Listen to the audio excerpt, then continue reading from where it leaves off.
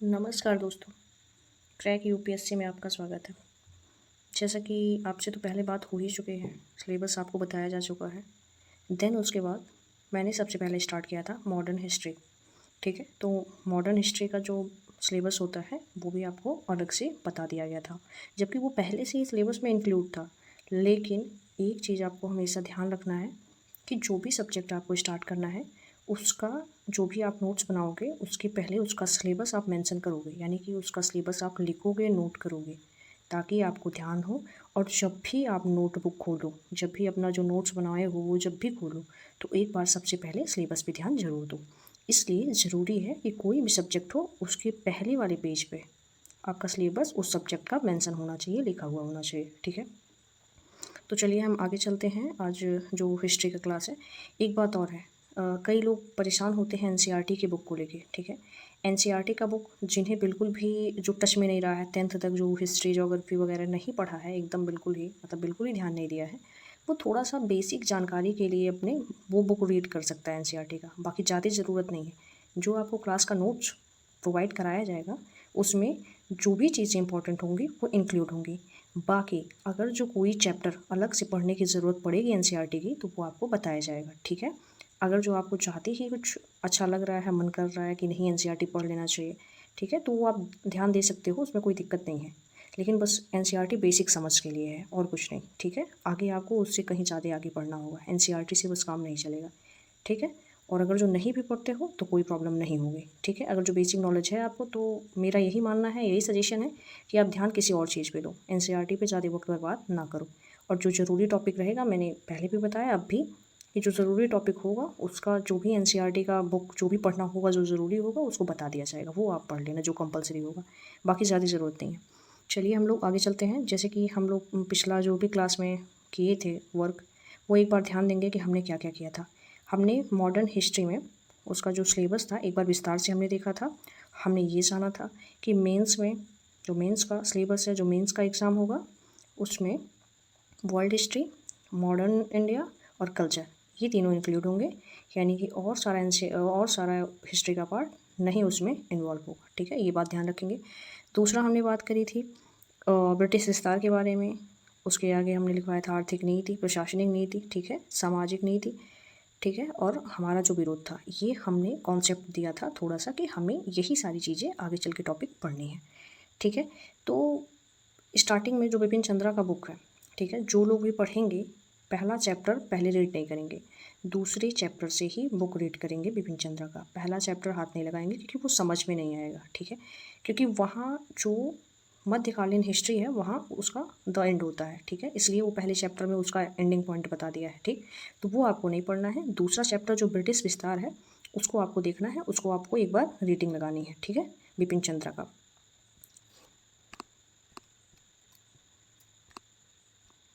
चलिए अब अगर जो हम बात करें 18वीं सदी के मध्य की, यानी कि 1750 ईस्वी के बारे में, तो उसके बाद क्या होता है, धीरे धीरे जो ब्रिटिशर्स रहते हैं उनका हस्तक्षेप क्या होता है, बढ़ने लगता है, फ्रांसीसियों का भी, ठीक है?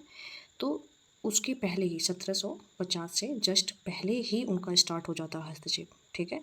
और धीरे धीरे धीरे धीरे धीरे धीरे वो बढ़ता जाता है और लास्ट में फिर वो उनका नियंत्रण ही हो जाता है पूरे इंडिया के ऊपर।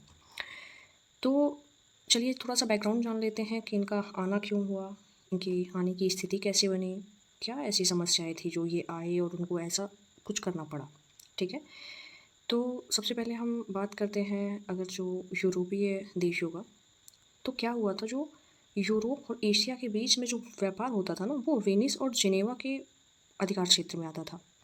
अब क्या हुआ, जब उनके अधिकार क्षेत्र में आता था, तो ये जो नए राष्ट्र थे, स्पेन हो गए, पुर्तगाल हो गए, इन सबको ये लोग आने नहीं देना चाहते थे।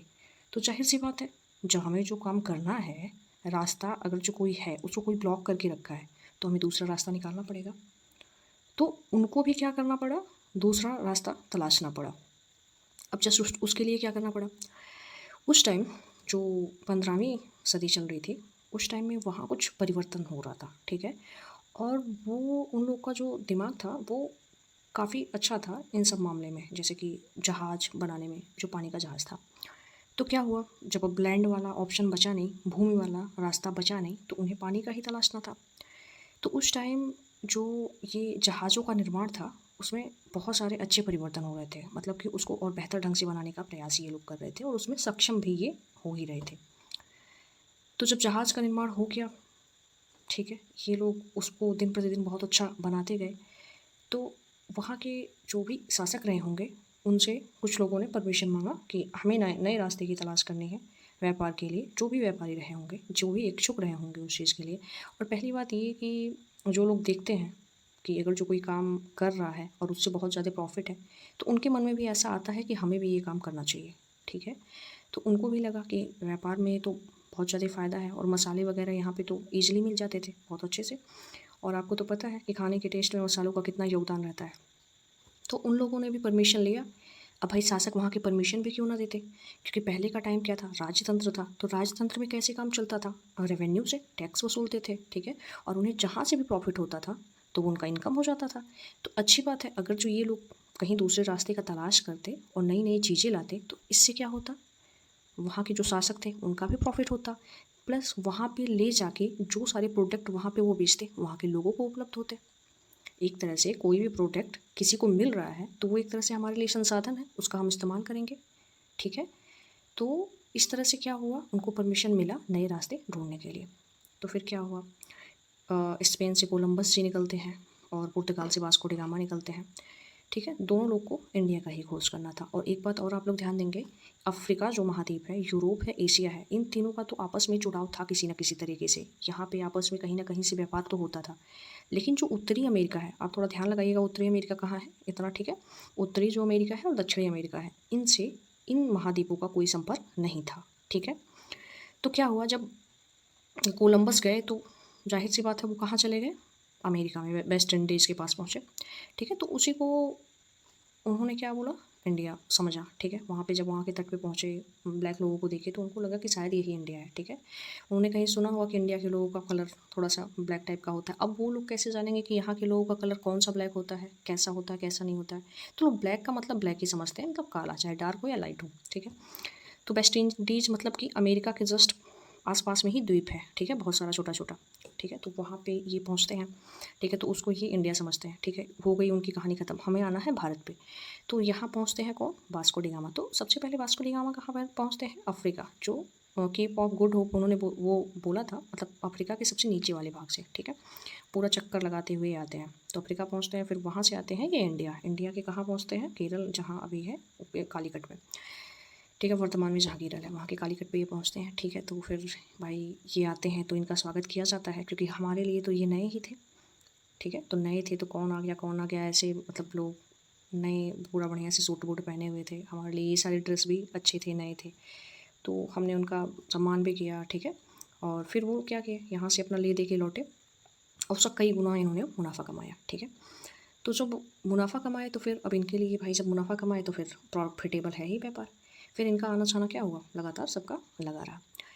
तो स्टार्टिंग में 100 वर्षों तक, क्योंकि 15वीं सदी के लास्ट तक ये लोग यहाँ पे पहुँचते हैं, तो स्टार्टिंग में 100 वर्षों तक पुर्तगाल और स्पेन का यहाँ पे दबदबा रहा बढ़िया से, मतलब वर्चस्व रहा। वर्चस्व का क्या मतलब कि आना जाना, खरीदना, ये सारा चीज़ रहा। बाकी ऐसा नहीं कि पॉलिटिकल बहुत ज़्यादा हस्तक्षेप तब हुआ हो, तब बहुत ज़्यादा हस्तक्षेप नहीं था। क्यों नहीं था, इसका भी कारण है। इसका ये कारण है कि क्या होता है, आप एक बात खुद से सोचो, अगर जो आप एक स्ट्रॉन्ग पर्सन हो, ठीक है, एक मजबूत योद्धा रहोगे, ठीक है, तो आपको अगर जो सामने वाला आएगा तो क्या हरा सकता है? और जब वो हरा नहीं पाएगा, आपकी पावर के बारे में उसे नॉलेज होगा, तो उसे बैक होना पड़ेगा, ठीक है। तो जो समझदार व्यक्ति रहेगा, वो जब आपको जानेगा कि आप स्ट्रॉन्ग हैं, आप मजबूत हैं, तो आपसे क्यों ही, मतलब भिड़ेगा, क्यों ही युद्ध करेगा, जाहिर सी बात है, ठीक है। तो तब के टाइम में क्या था, मुग़लों का शासन बहुत अच्छा था भाई। 1707 ईस्वी तक बहुत ही अच्छा शासन चला है। वो तो जब औरंगज़ेब चल बसे हैं, उसके बाद से मुग़लों का पतन होना स्टार्ट हो गया है। तो किसी भी शासन का जो शासक होता है, उसका पतन क्यों होता है? एक भाई पॉइंट तो होता ही है कि क्यों होता है, कोई वजह, बिना बिना वजह के तो होगा नहीं। तो वजह क्या था? बहुत सारी वजह थे, जैसे कि उत्तराधिकारी जो थे, मतलब कि उसके बाद जो शासक आने वाले थे उस गद्दी पे बैठने के लिए, हो सकता हो अयोग्य रहे हों, और थे ही, ठीक है। तो जब अयोग्य रहेंगे तो ज़ाहिर सी बात है प्रॉब्लम होगी। दूसरी चीज़ कि उनके शत्रु मजबूत रहे हों, स्ट्रॉन्ग रहे हों, तब उनको समस्या आ सकती है। तीसरी चीज़ कि कोई बाहरी आक्रमण हो रहा हो, वो भी अनुकूल स्थितियाँ थी, ठीक है। तो ये सारे बहुत सारे फैक्टर थे, बहुत सारी वजह थी, जिसकी वजह से क्या था, मुग़ल कमज़ोर हो चुके थे। और जब कमज़ोर हो चुके थे तो क्या था, जब कमज़ोर हो जाएंगे तो फिर बाहर की कोई भी आके इनको दबा देगा, ठीक है। तो हम लोग थे यहाँ पे, जो स्टार्टिंग में चल रहा था पुर्तगाल और स्पेन का, यहाँ पे चल रहा था आना जाना उनका यहाँ अपना। जब आने जाने लगे उसके बाद धीरे धीरे, ऐसा तो है नहीं कि 2-4-10 किलो लिए, 20 किलो 50 किलो लिए और चल दिए, ठीक है। स्टार्टिंग में ऐसा हुआ, धीरे धीरे जब उनका बढ़ता गया व्यापार तो ये क्या करने लगे, अपना एक बनाएंगे रहने के लिए इन द सेंस क्या, कि एक ऐसा स्टोर बनाएंगे, स्टोर रूम बनाएंगे, ठीक है, और कि जहाँ पे उनको सामान रखने में आसानी हो। और एक बात और ध्यान रखिएगा, ये जो लोग भी यूरोपियन राष्ट्र से आए यहाँ पे, तो वो लोग कभी बीच में रहने का कोशिश नहीं की, मतलब भारत के बीच में मध्य में रहने का प्रयास नहीं की। क्यों नहीं की? क्योंकि इन्हें व्यापार करना था। इनका मेन रीज़न क्या था, मेन वजह यही था, मेन मकसद यही था कि इन्हें व्यापार करना था। तो इन्हें किस एरिया में रहना सफिशियंट था, किस एरिया में रहना इनके लिए बहुत सही था, बहुत लाभदायक था, तटीय स्थान पे। तो ये लोग ज़्यादातर कहाँ रहते थे, तटीय स्थान पे, ठीक है। तो ये लोग अपना जो भी कारखाना होगा, यानी कि कारखाना इन द सेंस, मतलब कि कारखाना मतलब मशीनरी वाली नहीं, मतलब जो भी इनका स्टोर रूम ये बनाएंगे, अपना बड़ा सा जो भी रखने के लिए सामान बनाएंगे, ये कहाँ बनाएंगे, बीच में तो बनाएंगे नहीं, यानी कि तटीय जगह पे ही ये बनाते थे। वहाँ पे बनाते थे, अपना सामान स्टोर करते थे और वहीं से इनका ले जाना ले आना जो भी कुछ था वो चलता था, ठीक है। धीरे धीरे इनका व्यापार ऐसे ही बढ़ने लगा। धीरे धीरे इनकी जो कंपनियाँ थी, कंपनी इन द सेंस कि रखने के लिए सामान जो भी इनको बनाना था, तो इनका जो व्यापार जैसे जैसे बढ़ने लगा वैसे ही ये जो सारी कंपनियां छोटी छोटी, इसका जो ऑफिसेस होते थे वो ये लोग ज़्यादा सारा अपना बढ़ाने लगे, ठीक है। धीरे धीरे ये बढ़ता गया। तो स्टार्टिंग में पहले भी मैंने बताया कि पुर्तगाल और स्पेन का ही था।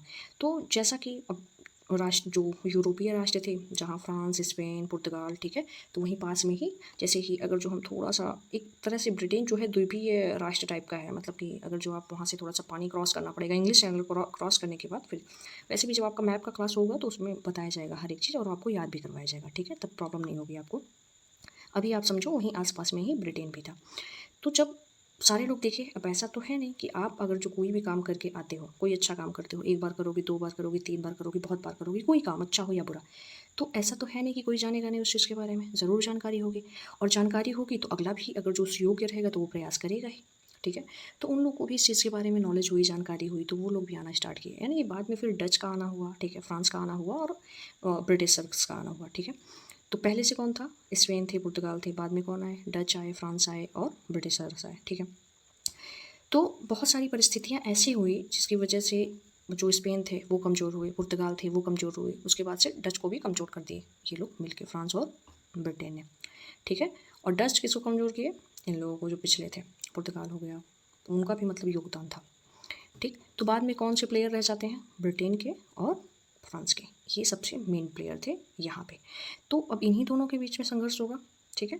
तो क्या हुआ 1750 से जस्ट पहले ही, जब 1700 पहली बात तो 1707 में जब औरंगजेब का मृत्यु हो गया, तो उसके बाद बहादुर शाह बनते हैं, ठीक है। तो वो बनते हैं जब शासक, तो वो 1713 तक ही करते हैं, उनकी मृत्यु हो जाती है। उसके बाद उत्तराधिकार को लेकर इतना संघर्ष था कि 1 महीने तक उनको दफनाया ही नहीं गया। सबसे पहले सबके बीच में लड़ाइयाँ हुई, बहुत सारा युद्ध हुआ, मतलब युद्ध कहने का मतलब आपस में लड़ाइयाँ हुई। तो आपस में लड़ाइयाँ हुई, उसके बाद जब ये कंफर्म हो गया कि कौन उत्तराधिकारी है, उसके बाद उनको दफनाया गया, ऐसी स्थिति थी। तो आप समझ सकते हैं कि उस टाइम की क्या स्थिति थी। तो उस टाइम की स्थिति भी बहुत अनुकूल थी कि ये जो यूरोपीय लोग थे वो अपना अगला स्टेप यहाँ पे बढ़ा सके। तो सबसे पहले तो यहाँ से जब ये लोग लेके जाते थे सारा सामान, जो भी मसाले वगैरह, मसाले, कपड़े लेके जाना था यहाँ से लेके जाते थे, ठीक है, वहाँ पे यूरोप में बेचते थे। बेचने के बाद जो उनका फ़ायदा होता था वो तो ठीक है, लेकिन यहाँ के भी शासकों को फ़ायदा होता था, अच्छा खासा मुनाफा होता था इससे। तो ये लोग भी इनको, भाई जब स्टार्टिंग में आए थे तो बिना परमिशन के तो काम नहीं करेंगे। एक बात है कि जब सामने वाला मजबूत रहेगा तब तो हम परमिशन लेंगे, सामने वाला मजबूत नहीं रहेगा तो हम परमिशन नहीं लेंगे। तो उस टाइम जब ये मतलब थे, जब इनका व्यापार ज़्यादा बढ़ चुका था तो मुग़लों का शासक था। अब जब मुग़ल का शासन था उस टाइम वो लोग स्ट्रॉन्ग भी थे, तो इनको परमिशन लेना पड़ता था और अधिकतर भूभाग पे मुग़लों का शासन था। डायरेक्टली ना सही, इनडायरेक्टली सही, ठीक है, प्रत्यक्ष ना सही, अप्रत्यक्ष सही, मुग़लों का शासन ज़्यादातर भूभाग पे था इंडिया के, भारत के, ठीक है। तो ये लोग क्या करते थे, परमिशन लेते थे, तो परमिशन लेते थे तो फिर मिल भी जाता था। क्यों मिल जाता था कि इससे इनको भी रेवेन्यू मिलता था, अच्छा खासा पैसा मिलता था। तो इतना सब कुछ वहाँ पे यूरोप में ले जाके बेचने के बाद भी यहाँ के जो शासक थे उनको भी अच्छा खासा प्रॉफिट होता था। तो जब इन लोगों को मौका मिला, यानी कि जो ब्रिटिशर्स थे, जो यूरोपीय राष्ट्र के लोग थे, जब इन लोगों को मौका मिला कि क्यों ना हम ऐसा करें कि इन लोगों को मतलब बिल्कुल भी ना फ़ायदा हो, हमें ही 100% फ़ायदा हो, जो भी हो। और अगर जो ऐसा हो जाए कि यहीं का हम धन लेके, ठीक है, यहीं का धन लेके यहीं का प्रोडक्ट खरीदें और वहाँ पे ले जाके बेचें, तो हमारा लगा तो कुछ नहीं, लेकिन मिल बहुत कुछ गया। ये लोग कैसे ये थिंकिंग लाए होंगे? क्या एक दिन में लाए होंगे, एक महीने में लाए होंगे? नहीं, निरंतर जो ये काम करते गए अपना, ठीक है, तो उसमें जो त्रुटियां देखे होंगे, जो इनको आसानी से मिला होगा रास्ता कि हम ऐसा कर सकते हैं, तभी इनके दिमाग में आया। अगर जो पॉसिबिलिटी नहीं रहती तो ये सोच भी कैसे सकते थे? जिस हिसाब से माहौल बना उसी हिसाब से इनकी सोच बदलती गई। जैसे कि आपको ही ले लिया जाए, अगर जो आप तैयारी निरंतर करोगे तो आपके अंदर इम्प्रूवमेंट होगा, जाहिर सी बात है होगा, अच्छे से होगा। जब आपके अंदर सुधार होगा तो आपका कॉन्फिडेंस लेवल बढ़ेगा। जब आप क्वेश्चन का राइटिंग कर पाओगे तो आप कोशिश करोगे कि यूपीएससी का फॉर्म आप डालो, ठीक है, देन पेपर में बैठो। अगर जो आपको कॉन्फिडेंस नहीं होगा, आपकी तैयारी अच्छे से नहीं होगी, तो क्या होगा? आप अगर जो फॉर्म फिलअप भी करोगे तो भी पेपर देने का मन नहीं करेगा, और एक बार पेपर दे भी दिए तो दोबारा तो मन करेगा ही नहीं, ठीक है, जब कुछ भी समझ में नहीं आता है। तो इनको भी कुछ एक्सपीरियंस हुआ होगा, कुछ माहौल यहाँ का देखे, तभी आगे बढ़ने का फिर प्रयास किए, ठीक है। फिर ये आगे बढ़ने का प्रयास करते हैं, मतलब कि ऐसा कुछ करने का कि हम यहीं के धन से यहीं का प्रोडक्ट खरीदें और जाके 100% फ़ायदा हमें मिले। तो ऐसा कब सोचेंगे?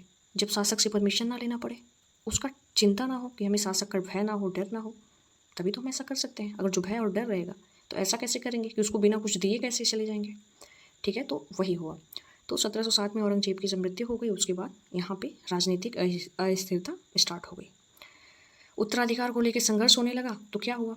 जब आसपास के जो क्षेत्र थे भारत के, जो मुगलों के अप्रत्यक्ष ही सही अधीन थे, तो जब उनको इस चीज़ की जानकारी मिली कि यहाँ पे वैसे ही संघर्ष हो रहा है, आपस में ही लड़ मर रहे हैं, हम लोग पे क्या ध्यान देंगे, तो उन्होंने अपने आप को स्वतंत्र घोषित कर लिया, ठीक है। तो भारत उस समय क्या हुआ, छोटे छोटे राज्यों में विभक्त हो गया। अब भाई इस चीज़ का फ़ायदा कौन नहीं उठाता, तो ये लोग उठाएंगे ही, ठीक है। तो इन्होंने उठाना स्टार्ट कर दिया फ़ायदा अच्छे तरीके से, और यहाँ से पूरा बढ़िया तरीके से उठाना स्टार्ट कर दिया, और फिर निरंतर ये आगे बढ़ते गए। इनकी महत्वाकांक्षा क्या हुई, बढ़ती गई, वो फिर रुकने का नाम नहीं ली। चलिए ठीक है, फिर आप लोग अब नोट करेंगे, ठीक है, हम आगे का नोट्स आपसे बनवाते हैं। तो फिर आप हम स्टार्ट करते हैं, आप लोग लिखना स्टार्ट कीजिए।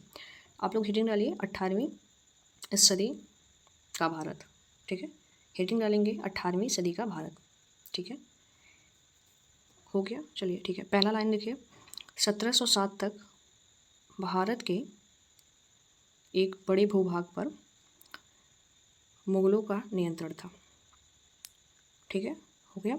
आगे लिखेंगे, लेकिन विभिन्न कारणों से मुगलों की स्थिति क्या हो गई थी, कमज़ोर हुई थी,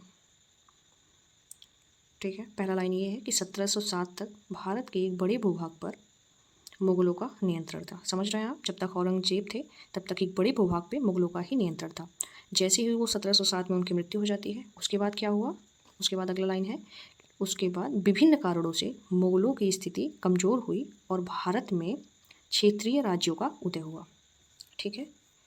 अब इसका दूसरा नंबर लिखेंगे आप लोग, लिखिए उत्तर भारत में, लिखेंगे उत्तर भारत में अवध का राज, ठीक है, बंगाल का राज, रुहेलखंड, रुहेलखंड मतलब वेस्टर्न यूपी, ठीक है, फर्रुखाबाद में अफगानों का राज, ठीक है, उत्तर भारत में अवध का राज, बंगाल का राज, रुहेलखंड, फर्रुखाबाद में अफगानों का राज, ठीक। आगे चलते हैं, दिल्ली से आगरा के बीच जाटों का राज, राजस्थान में कई छोटे बड़े राज्य थे, ठीक है। जैसे राजस्थान के लिए जैसे एग्जांपल लिखेंगे, मेवाड़ हो गया, मारवाड़ हो गया, ठीक है।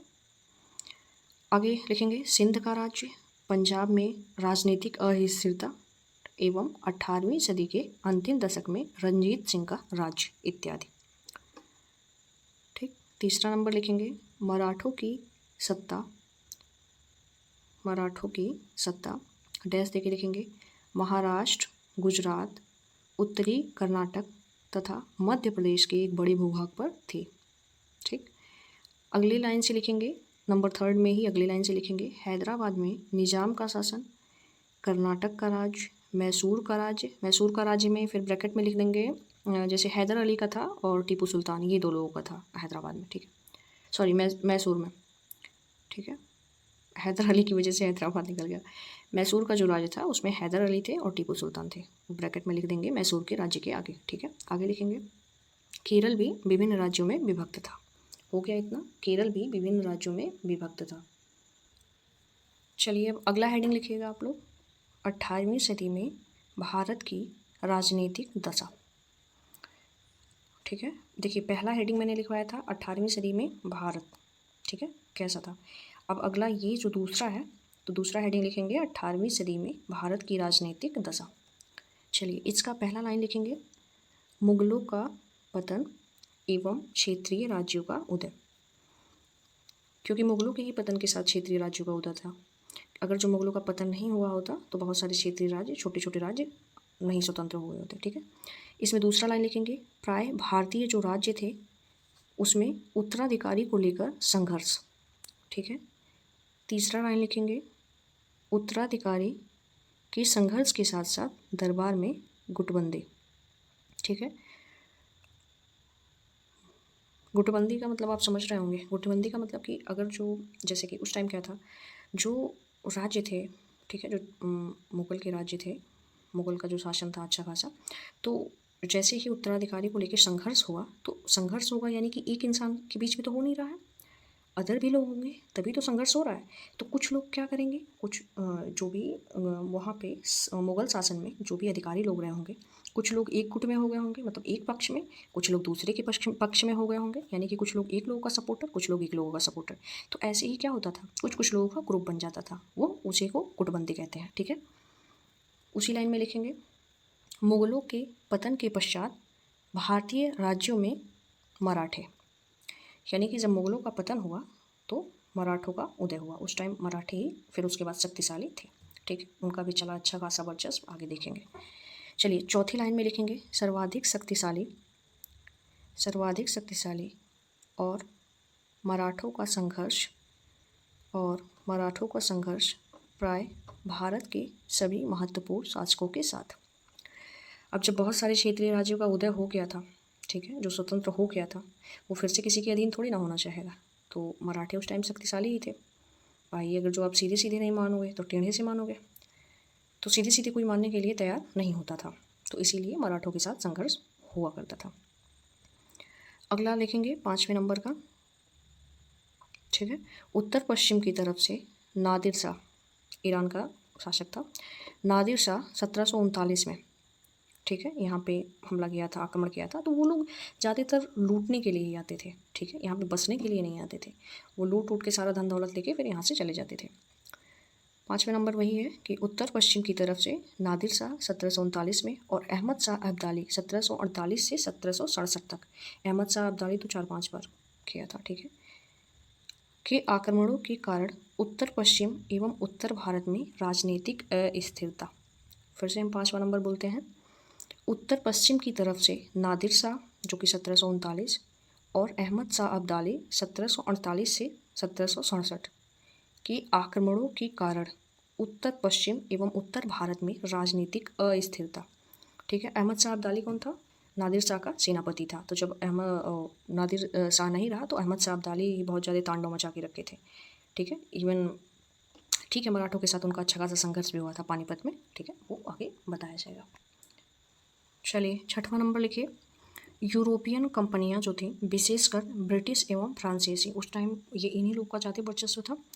यूरोपियन कंपनियां विशेषकर ब्रिटिश एवं फ्रांसीसी कंपनियों की महत्वाकांक्षा, यूरोपियन कंपनियां विशेषकर ब्रिटिश एवं फ्रांसीसी कंपनियों की महत्वाकांक्षा।